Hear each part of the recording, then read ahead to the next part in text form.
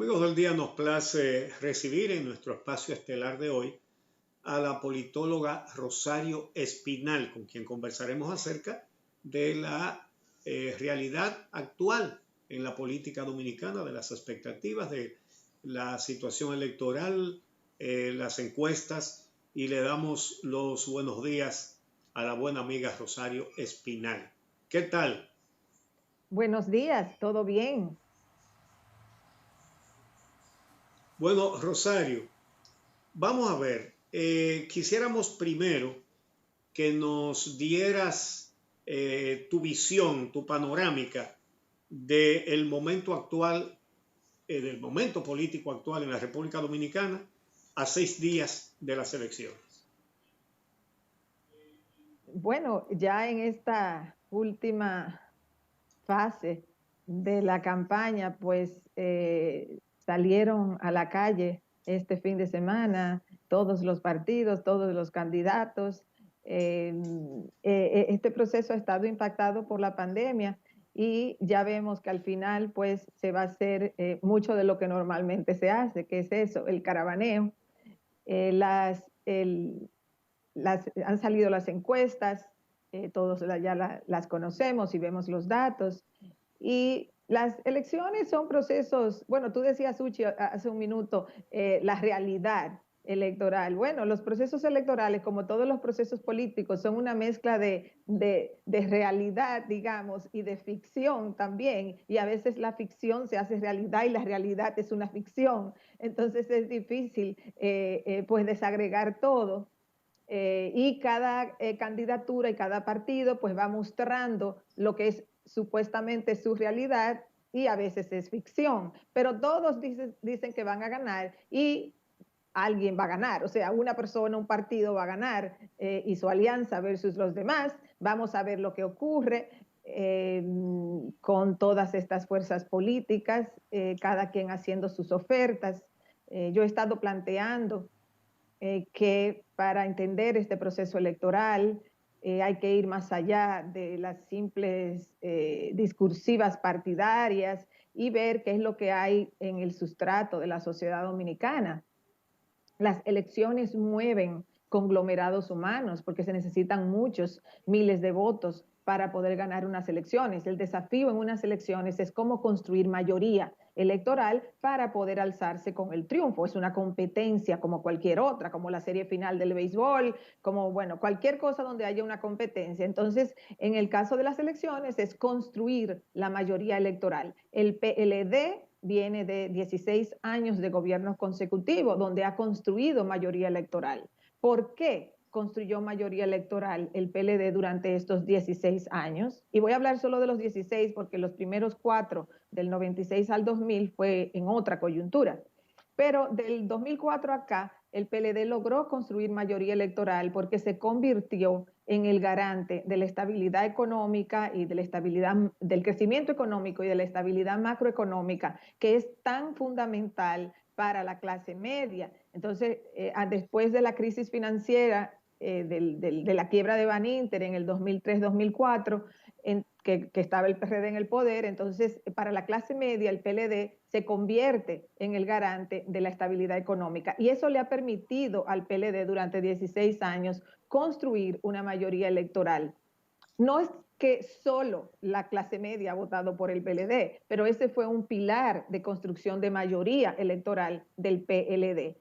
En el 2016 logra un nivel aún mucho más alto de votación con un casi 62%, porque se agregó un fuertísimo componente de segmentos de clase baja, de pobres, porque desde el 2012 en adelante el gobierno comenzó a hacer una gran inversión en los sectores empobrecidos a través de la tanda extendida con el 4% para la educación, del aumento de los inscritos en SENASA, de los programas de solidaridad. O sea, hubo una inversión pública dirigida a los sectores populares. Entonces, mientras el PLD le daba estabilidad económica a la clase media, amplió esos programas sociales que fue solidificando su base de apoyo en los sectores populares. De ahí el casi 62% del 2016. Ahora, desde el 2017, viene una especie de quiebre o de dificultad del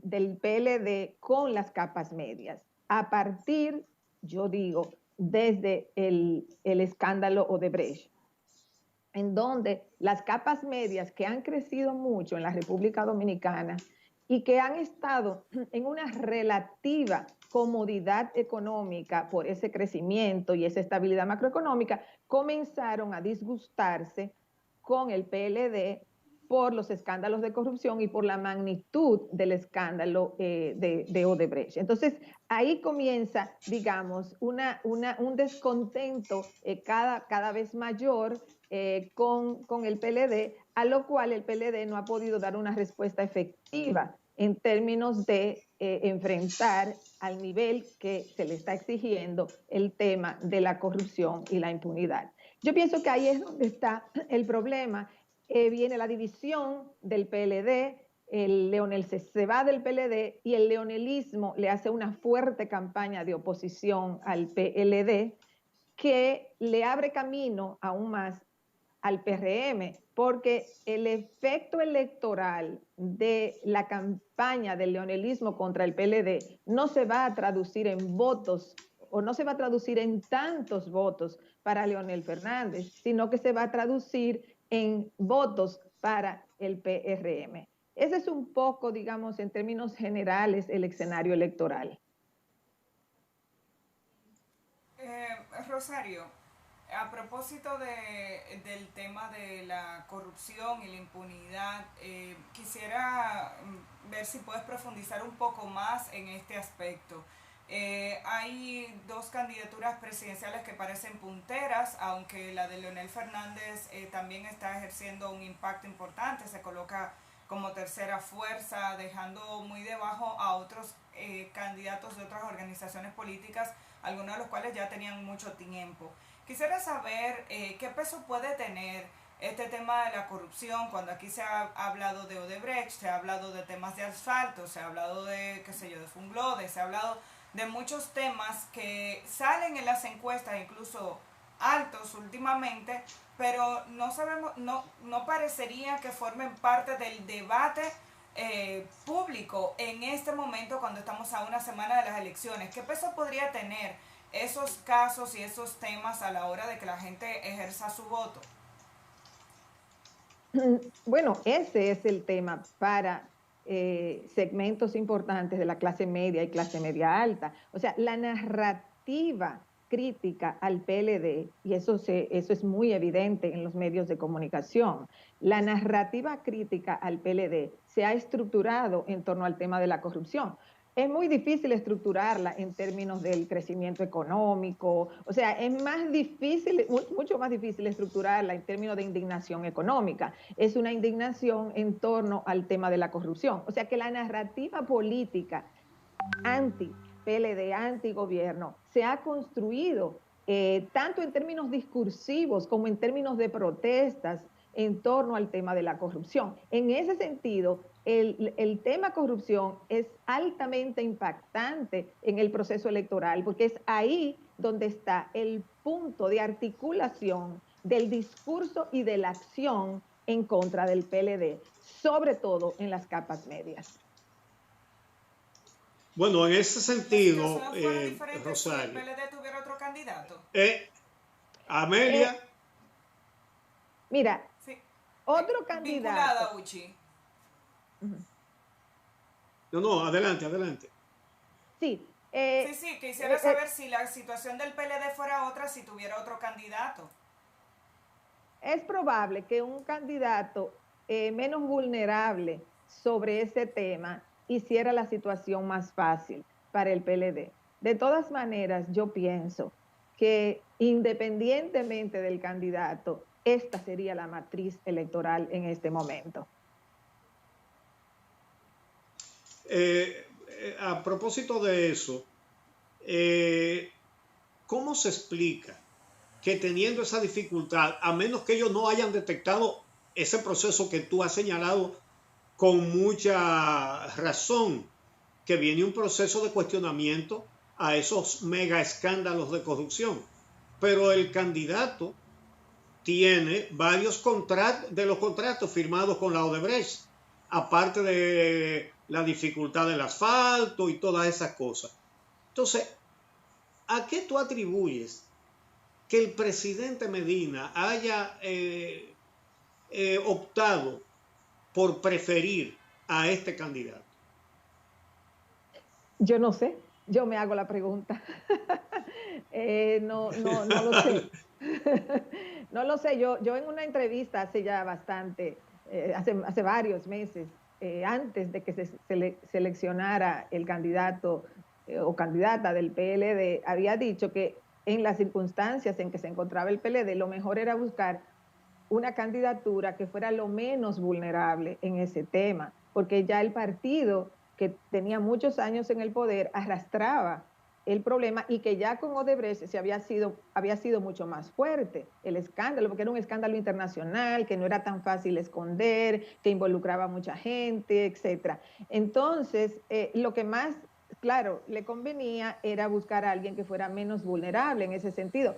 Pero las dinámicas partidarias son así y siempre hay cosas que no salen de la mejor manera.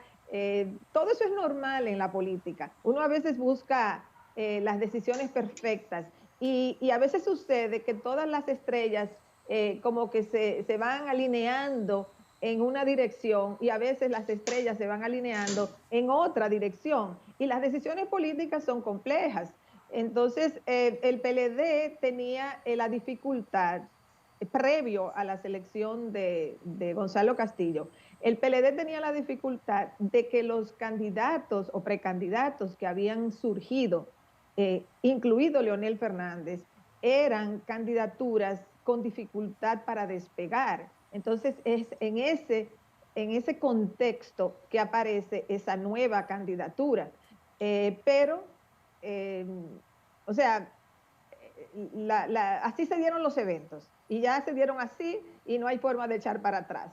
Y luego, bueno, pues lo más que uno puede hacer es reflexionar al respecto. Debieron haber hecho tal cosa, no la hicieron, ¿por qué no la hicieron? Y ahí, pues, yo creo que entre muchos factores sobre los cuales no tenemos control, pero indiscutiblemente yo lo dije antes de la selección de la candidatura, yo dije al PLD le conviene encontrar a alguien que sea lo menos vulnerable en ese tema, porque ese va a ser su blanco de ataque, digamos, ahí va a ser donde va a enfrentar la mayor oposición. En ese momento todavía no existía la división. Yo creo que la división le agrega indiscutiblemente una complejidad al PLD, porque o sea, el leonelismo se ha sustentado básicamente en hacerle una campaña brutal al PLD porque apuesta a quitarle la mayor cantidad de votantes al PLD. Eh, su frente de ataque no es el PRM, su frente de ataque es el PLD. Entonces el PLD está operando ahora con dos frentes de ataques, digamos, el leonelismo por un lado y el PRM por otro, que en ese sentido están unificados contra el PLD. Entonces eso le hace la situación más difícil al PLD.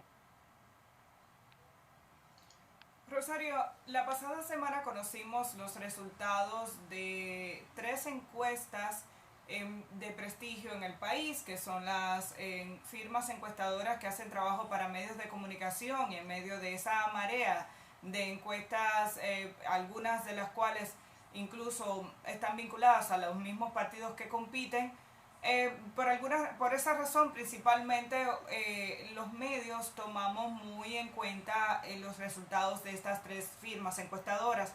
En los 3 casos se le da una ventaja muy alta al Partido Revolucionario Moderno y a la candidatura de Luis Abinader. 2 de ellas incluso indican que se iría en primera vuelta, mientras que una indica que está muy cerca del 50%. Quisiera el análisis con relación al impacto que pueden tener estas encuestas en la intención del votante, si es que la tienen, o en las elecciones que tendremos, y 2 factores adicionales: el coronavirus de Luis Abinader, el que haya dado positivo a la enfermedad, y la salida del presidente. No sé si puedes vincularlo todo. Sí, las encuestas indiscutiblemente tienen un efecto de percepción en la sociedad, sobre todo en segmentos más conectados mediáticamente. Estos van digamos, a ser más influenciados por lo que ellos ven en ese mapa electoral que presentan las encuestas. En general, a mí de los datos de las encuestas, quizás lo que más me llamó la atención es que la diferencia que da cada encuesta es muy distinta. Por ejemplo, la Greenberg da una diferencia de 27 puntos entre Luis Abinader y Gonzalo Castillo.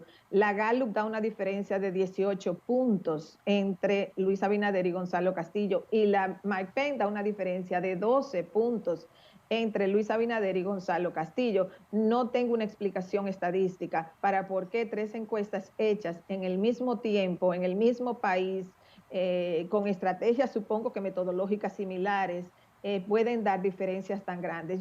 Para mí eso fue, digamos, lo más llamativo en términos de esas 3 encuestas, que son encuestas de mucha credibilidad en el historial de elecciones dominicanas. No sé a qué se debe que hayan dado esas diferencias. Ya veremos el 5 de julio cuál de esas encuestas estuvo más cerca de lo que finalmente ocurre. La salida de... Ahora, ¿sí? No, adelante, sigue, continúa. Sí, porque creo que Amelia hizo como 2 preguntas. La otra fue lo del impacto de Danilo Medina, de la salida. La salida de Danilo Medina a la campaña, ¿no? Y el coronavirus de Luis Abinader. Exacto. Yo pienso que, bueno, la salida de Danilo Medina es difícil de medir porque no sabemos, o sea, eso acaba de ocurrir el sábado, hay que ver, pienso que tendrá un efecto, digamos, positivo en términos de los activistas, de los miembros del PLD, de motivar esa base electoral, o sea, esa capa, digamos, de dirigentes del PLD que es fundamental para las elecciones, sobre todo después de la salida de encuestas que fue muy negativa para el PLD. Entonces, en ese sentido, la salida de Danilo Medina tiene un efecto movilizador dentro de las estructuras del PLD. Y probablemente tenga un efecto en lo que puedan hacer esos segmentos o ese segmento dirigencial del PLD en la base. Ahora bien, hay un frente, digamos, opositor en el cual ya creo que no hay mucho por hacer, que es ese frente clase media, media alta.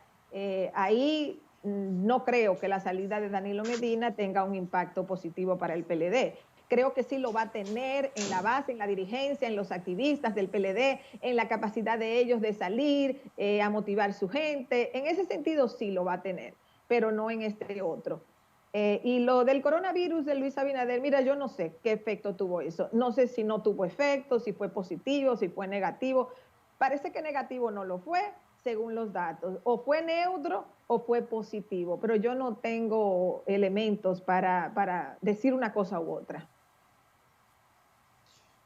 Rosario, precisamente a propósito de esas encuestas, es cierto lo que tú señalas, que tienen diferencias, es decir, no en el posicionamiento de los candidatos y los partidos, sino en los márgenes de diferencia.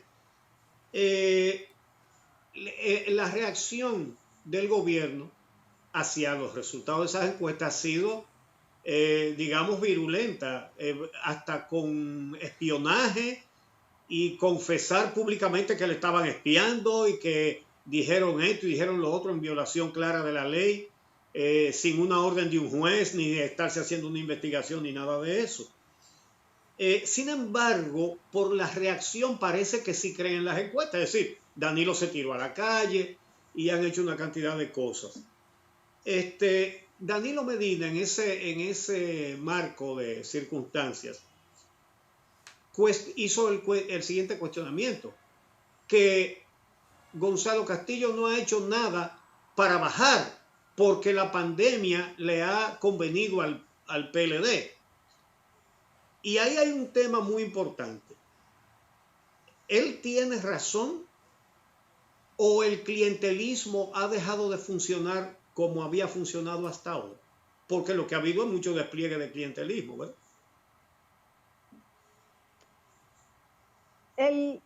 Miren, yo pienso que el clientelismo electoral va fundamentalmente a los sectores que ya de entrada, por otros motivos, el PLD tenía en mayoría. O sea, ese clientelismo no va a las capas medias, que es donde está el problema del PLD.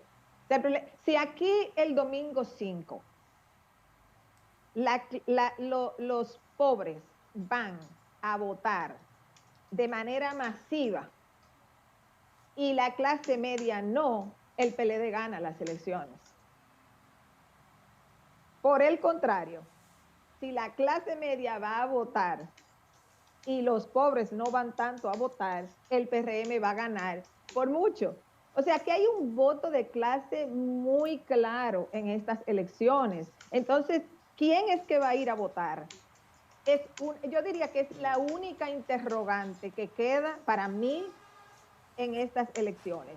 Si hay un flujo de clase media, o sea, grande a votar, ese voto va a beneficiar al PRM. Si hay un flujo grande de sectores populares a votar, creo que ese voto va a ayudar. Pero no es simplemente porque si le dieron una funda de pan o un salami, sino porque desde antes ya esa relación se había construido, porque el PLD tiene 16 años, pero sobre todo los últimos 8, haciendo una inmensa inversión en tanda extendida, en estancias infantiles, en tarjeta solidaridad, en SENASA, o sea, una serie de programas sociales que no existían en la República Dominicana y que son programas permanentes. Eso no es clientelismo y eso hay que entenderlo porque todavía se habla de política como si estuviéramos en la época de Balaguer. En la época de Balaguer no había programas sociales institucionalizados desde el Estado. Hoy en día sí los hay. Y eso es distinto a repartir pan o salami o gas o ese tipo de cosas que se ha hecho ahora en la campaña. Los programas existen, los programas están ahí y todos los gobiernos del mundo que tienen esos programas se benefician del voto de esas personas porque aunque la clase media quiera sonar moralista y posicionarse por encima de los pobres como si tuviera un voto de conciencia y los pobres un voto vendido y comprado, eso es falso. La clase media ha votado por el PLD porque el PLD se convirtió en garante de su estabilidad económica, no con un salami ni con tanda extendida en una escuela pública, porque la clase media no manda a sus hijos a una escuela pública, sino porque en el 2004 cuando hubo la debacle económica, el PLD es quien vuelve al poder y por 16 años le da crecimiento económico y estabilidad macroeconómica a la clase media, que se beneficia mucho. Beneficia a los pobres también, pero los pobres tienen menos margen de bienestar, a menos que le den grandes subsidios, como se ha hecho ahora con esos programas. Pero para la clase media y media alta, el crecimiento económico y la estabilidad macroeconómica es sumamente importante. Entonces, el apoyo que la clase media le dio al PLD en todos estos años fue porque tenía un beneficio económico que, o sea, que es tan válido como el beneficio de que haya tan extendida en escuelas públicas, de que le den una tarjeta de bono gas a un pobre o lo que fuera. Entonces, a mí realmente me perturba el discurso moralista de la clase media de poner a los pobres como si, venden su voto por un salami. No, y si lo venden por un salami es porque son demasiado pobres que un salami se convierte en algo importante. Pero todos los votantes, no importa su clase social, votan en función de sus intereses. Los sectores ricos de este país, los empresarios de este país, apuestan a ofertas partidarias en función de los beneficios que ellos van a recibir. O sea, los empresarios no votan por un partido que diga, vamos a aumentar los salarios mínimos, vamos a aumentar las prestaciones. No, porque eso no le conviene a los empresarios. Claro, los empresarios numéricamente no pueden hacer ganar a nadie. Los empresarios necesitan que segmentos sociales grandes, como las capas medias o los pobres, voten por alguien que ellos quieren que llegue al poder. Y en este momento eso es lo que está pasando. Hay sectores empresariales que están alineados políticamente, todos los grupos de clase social están alineados políticamente. Que ahí hayan discursos morales, claro, la política está llena de discursos morales y eso perjudica a unos y beneficia a otros. En este momento, el discurso anticorrupción, que es un discurso válido y necesario, en este momento el discurso anticorrupción afecta negativamente al PLD y beneficia electoralmente al PRM. Esa es la realidad. Sin ninguna duda, y por eso yo lo he explicado, desde Odebrecht se ha ido produciendo esa ruptura con esa clase media que creció y se fortaleció en los años de estabilidad económica de los gobiernos del PLD, y por eso la clase media ha votado por el PLD. La clase media ha sido el pilar electoral del PLD hasta ahora. Solo en estas elecciones es que la clase media, no total, porque ningún grupo vota 100% por nadie, pero mayoritariamente este es el único momento en que hay un sentimiento fuerte en la clase media en contra del PLD por el tema corrupción, porque una vez se establece la clase media, entonces quiere que el Estado ya tenga otros logros, y ahí es donde ha estado el tranque del PLD, unido, claro, a su propia división, porque hasta la pandemia en marzo, la economía dominicana ha crecido y ha habido estabilidad macroeconómica. Ya es otra historia lo que va a pasar ahora. O sea, la economía dominicana ahora va a entrar en otra fase, en fase de crisis, en fase de mayor desempleo, de quiebras de negocios. O sea, la República Dominicana va a entrar ahora en otra fase económica muy distinta. No importa quien gane, porque son procesos afectados por la pandemia, por situación internacional, de economías desarrolladas y otras cosas. Pero hasta ahora esa ha sido, digamos, la relación de fuerza. Bueno, Rosario, es una pena que el tiempo siempre se acaba, ¿no? Porque contigo podemos hablar horas y todo lo que dices tiene mucho interés para la sociedad dominicana. Muy agradecidos por aceptar nuestra invitación. Ahora, amigos, hacemos una pausa y regresamos.